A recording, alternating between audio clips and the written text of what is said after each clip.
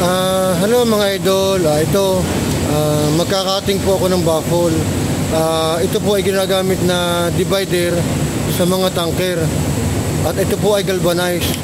So ipapakita ko po sa inyo yung hindi pa nakakating para makita nyo yung itsura. At ang gagamitin ko po ay plasma. Ipopos ko muna po mga idol. Ayan mga idol yung itsura pag hindi pa nakakating. At ngayon naman po mga idol, ipapakita ko sa inyo kung paano katingin. Ngayon naman mga idol, ipapakita ko po sa inyo kung paano naman katingin. Ito, panoorin niyo po mga idol.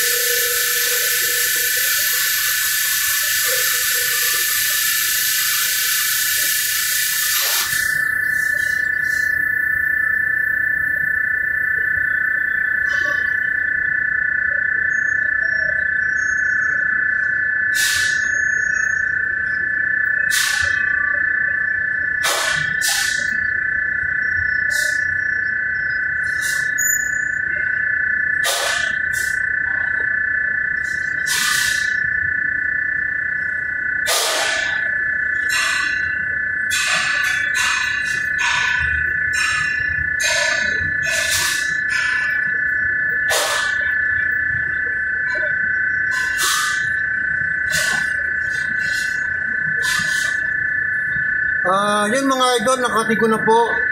So, ganoon lang po kadaling magkating ng baffle. At ipapakita ko naman po sa inyo ng malapitan pagkatapos katingin. Ipapos ko muna po mga idol. So, yan po mga idol yung itsura pagkatapos katingin. Yan, ganoon lang po kadaling magkating. Yun mga idol, okay na po siya. So, ganoon lang po kadali magkating. Ginagamit po yung divider ng mga tanker. So, sa lahat po ng nakakapanood ng aking video. Maraming salamat po mga idol. Sana po ay nakatulong ang video ito para sa mga beginner. Sige po mga idol, bye bye po, bye bye.